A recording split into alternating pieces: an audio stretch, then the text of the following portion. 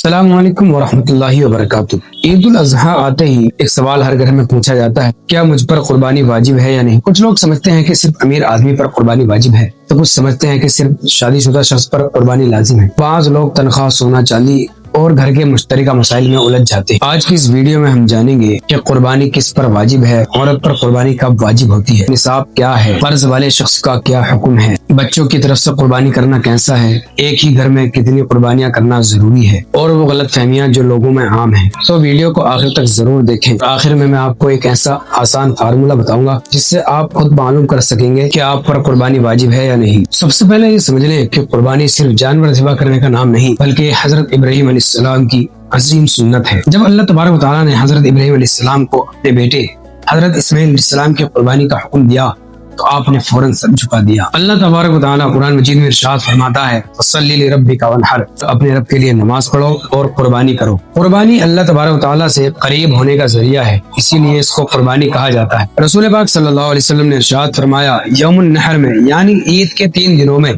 اللہ تبارک و تعالیٰ کے نزدیک سب سے محبوب عمل خون بہانا یعنی قربانی کرنا ہے۔ یاد رہے، یہ صرف گوشت تقسیم کرنے کا عمل نہیں بلکہ عبادت ہے، اللہ تبارک و تعالیٰ کی اطاعت ہے اور اس کی رضا حاصل کرنے کا ذریعہ ہے۔ اب آتے ہیں اصل سوال کی طرف کہ قربانی کس پر واجب ہے۔ قربانی ہر اس مسلمان، عاقل، بالغ، مقیم شخص پر واجب ہے جو اس کے نصاب کو پہنچ گیا ہو۔ اب اس کو آسان زبان میں سمجھتے ہیں۔ قربانی کے لیے چند شرطیں ہیں: مسلمان ہونا، کیونکہ غیر مسلموں پر قربانی واجب نہیں; عاقل اور بالغ ہونا، کیونکہ بچے اور پاگل شخص شریعت کا مکلف نہیں اس لیے اس پر قربانی واجب بھی نہیں; مقیم ہونا، اس لیے کہ مسافر شخص پر قربانی واجب نہیں; اور چوتھی سب سے اہم شرط مالک نصاب ہونا، اور یہ سب سے اہم شرط ہے۔ اب سوال پیدا ہوتا ہے کہ نصاب کیا ہے؟ نصاب وہ مال ہے جس کی مقدار پر پہنچنے پر کچھ عبادات واجب ہو جاتی ہیں، اور قربانی کا نصاب تقریباً 52.5 تولے ہے یا اس کی قیمت، یعنی کسی شخص کے پاس نقد رقم، سونا چاندی، کاروباری مال یا غیر ضروری سامان اتنا موجود ہو کہ حساب لگایا جائے تو وہ مقدار تک پہنچ جائے تو اس پر قربانی واجب ہے۔ اور ایک بات یاد رکھیں، قربانی کے لیے سال گزرنا شرط نہیں۔ جو لوگ سمجھتے ہیں کہ قربانی کے لیے پورا سال گزارنا شرط ہے، یعنی قربانی کے 3 دنوں میں آپ کے پاس اتنا مال موجود ہے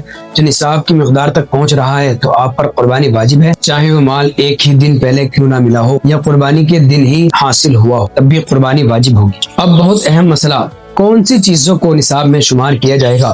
نصاب میں شمار ہونے والی چیزیں کیش رقم، سونا چاندی، بینک بیلنس، کاروباری سامان اور وہ زمین جو بیچنے کے لیے خریدی ہو، اور اضافی سامان اور تجارت کی گاڑی، یہ نصاب میں شامل ہوں گی۔ کون سی چیزیں نصاب میں شامل نہیں ہوں گی؟ رہنے کا گھر، ضرورت کا سامان، روزمرہ استعمال کا فرنیچر، استعمال کی گاڑی اور ضرورت کے سامان، یہ نصاب میں شامل نہیں ہوں گے۔ اور اس کے علاوہ جو روزمرہ استعمال میں نہیں آتے، غیر ضروری ہیں، اضافی ہیں، وہ سب نصاب میں شامل ہوں گے۔ بہت سی خواتین یہ سمجھتی ہیں کہ جب شوہر قربانی کر رہا ہے اس لیے اس پر قربانی واجب نہیں، یہ غلط فہمی ہے۔ اگر عورت سونے کی مالک ہو یا اس کے پاس نقد اتنی رقم موجود ہو جو نصاب تک پہنچ رہی ہو تو اس پر الگ سے قربانی واجب ہوگی، چاہے شوہر الگ قربانی کر رہا ہو۔ مثال کے طور پر ایک عورت کے پاس اتنا سونا ہے جو نصاب کی مقدار تک پہنچ رہا ہے تو اس پر قربانی واجب ہے۔ یہ مسئلہ بہت عام ہے کہ اگر کسی شخص کے پاس قرض ہے تو کیا اس پر قربانی واجب ہوگی؟ تو اس شخص کے پاس جتنا قرض ہے اس کے موجودہ مال میں سے اس کو نکالا جائے گا۔ اگر قرض ادا کرنے کے بعد اتنی رقم یا مال موجود ہو جو قربانی کے نصاب تک پہنچ رہا ہو تو اس پر قربانی واجب ہوگی۔ مثال کے طور پر کسی شخص کے پاس 2 لاکھ روپے ہیں تو اس میں اس پر 1.5 لاکھ کا قرض ہے، تو وہ 1.5 لاکھ قرض کے نکالنے کے بعد اس کے پاس 50,000 بچتے ہیں، تو اگر یہ 50,000 نصاب کی مقدار تک پہنچ رہے ہیں تو اس پر قربانی واجب ہوگی، اور اگر نہیں پہنچ رہے ہیں تو اس پر قربانی واجب نہیں ہوگی۔ نابالغ بچوں پر قربانی واجب نہیں، لیکن اگر والدین خوشی کے طور پر کرنا چاہتے ہیں تو ثواب کی نیت سے کر سکتے ہیں۔ نبی پاک صلی اللہ علیہ وسلم نے ارشاد فرمایا،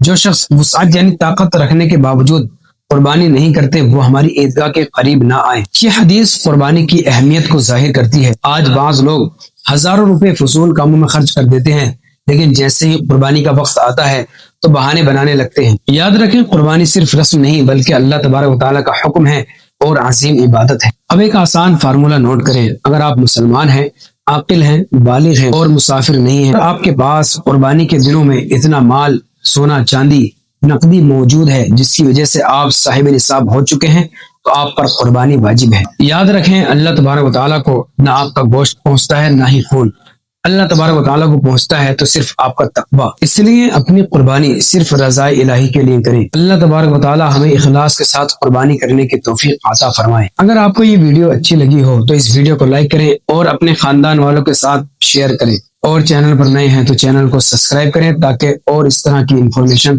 آپ تک پہنچ جائے. السلام علیکم.